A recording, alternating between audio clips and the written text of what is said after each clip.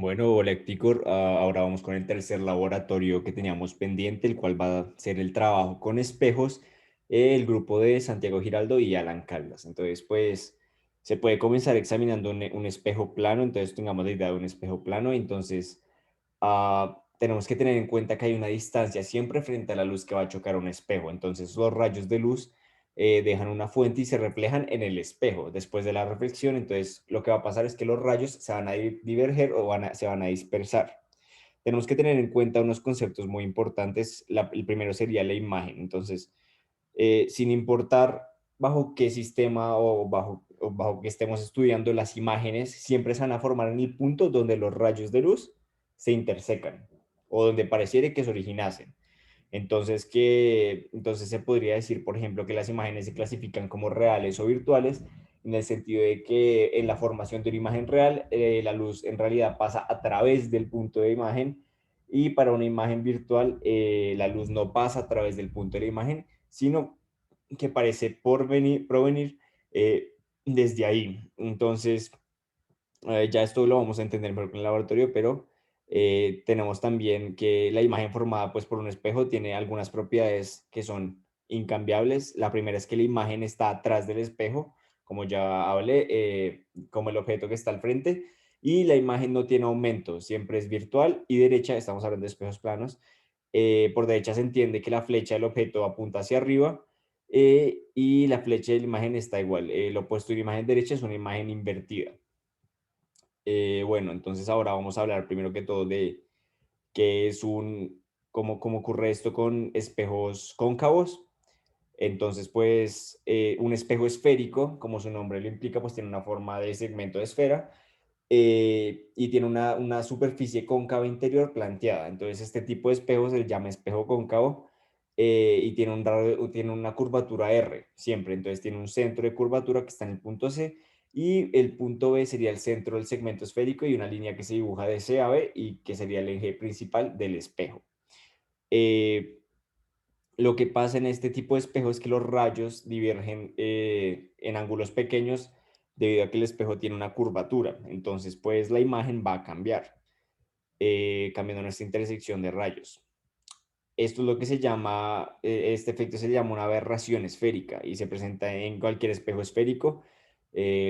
Por ejemplo, en el de los carros, cuando miramos este espejo, este tiene una aberración esférica con el fin de lograr captar la mayor cantidad de espacio posible, para el conductor no tener ningún accidente. También tenemos los espejos convexos. Entonces, como ya dije, es un espejo que está planteado de modo que la luz se refleja desde la superficie exterior convexa, y en ocasiones se le llama espejo divergente porque los rayos provenientes de cualquier punto sobre el objeto divergen después de una reflexión, como si provinieran del punto detrás del espejo, de la imagen que está detrás del espejo. Eh, entonces tenemos que se ve que entonces podemos ver que la imagen formada por el objeto siempre va a ser virtual, también va a ser derecha y va a estar detrás del espejo. Eh, También hay un cambio de signos particulares que ya va un poco más a la parte matemática, pero que son importantes. Sin embargo, pues para los espejos cóncavos tenemos algunas reglas, y para los convexos funcionan las mismas reglas, pero se cambian los signos. Eh, en el caso, por ejemplo, del espejo cóncavo, podemos ver que lo que ocurre es que el objeto se acerca más al espejo y la imagen real se mueve hacia la izquierda conforme pues que el objeto se va aproximando pues al punto focal. Y cuando el objeto ya está en el punto focal, pues la imagen está pues infinitamente, o pues más a la izquierda, mejor dicho. Con el espejo convexo, entonces se puede ver que la imagen del objeto real siempre es virtual y siempre es derecha. Entonces, conforme aumenta la distancia del objeto, la imagen virtual se encoge, al contrario del cóncavo, y tiende al punto focal conforme a P, que va hacia el infinito o pues bastante hacia la derecha. Eh, entonces, ya con esto en mente, podemos verlo en un laboratorio que Caldas nos va a explicar. Bueno, entonces en este laboratorio vamos a trabajar con espejos convexos y espejos cóncavos. Entonces, principalmente ahí nos vamos a enfocar en los rayos. Entonces, acá, como nos dicen las instrucciones, toca primero seleccionar entre el espejo cóncavo o convexo. Entonces, digamos, vamos a hacer el espejo convexo, el último que estaba hablando Giraldo. Después vamos a hablar de los rayos y después vamos a arrastrar el punto focal. El punto focal va a ser el que está ubicado acá sobre 25 y el que maneja el reflejo del símbolo del helado que está a mano izquierda.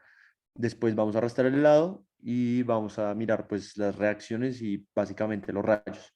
Entonces principalmente vamos a ir chequeando rayo por rayo diciendo qué es. Entonces, ¿qué es el rayo a través del foco? El rayo a través del foco, también llamado rayo focal, parte de la parte superior del objeto y pasa por el foco del objeto, con el cual se refracta de manera que sale del paralelo. Así que chuleándolo, acá podemos ver el espejo cóncavo. Ya. Entonces acá podemos ver que el rayo focal parte de la parte superior del objeto y pasa por el foco del objeto. Por otro lado, el rayo central del espejo es un rayo que llega al espejo pasando por el centro de la curvatura. Rayo central, la parte roja, centro de la curvatura es en este caso 0,0. Por otro lado, podemos también fijarnos en el rayo paralelo. Los rayos paralelos en el eje óptico parten de la parte superior del objeto. Entonces, como ven acá es la parte superior en el eje y después de refractarse pasa por el foco de la imagen. También podemos evidenciar los rayos incidentes, que es aquel que llega a la superficie de separación de los medios trazados. Así que ya una vez teniendo estos, podemos empezar a marcar rayos reflejados y rayos aparentes. Cuando marcamos rayos reflejados, podemos ver que se refleja la superficie y es la perpendicular a la superficie del espejo en el punto donde toca el rayo incidente. Finalmente, podemos terminar con el rayo aparente, con los rayos aparentes, y las imágenes de los rayos aparentes son los que se reflejan al otro lado del eje, en el lado positivo, y a lo largo de que medimos el objeto, pues se va reflejando los rayos. Entonces, los rayos aparentes se ven detrás de los espejos y aparecen cuando los rayos reflejados en el espejo provienen de un mismo punto. Entonces, por eso es que cuando ponemos los rayos aparentes, también son muy importantes los incidentes, porque si ven es básicamente como el reflejo de los incidentes. Y acá podemos ver la parte del espejo cóncavo. Muchas gracias. Muchas gracias, Héctor.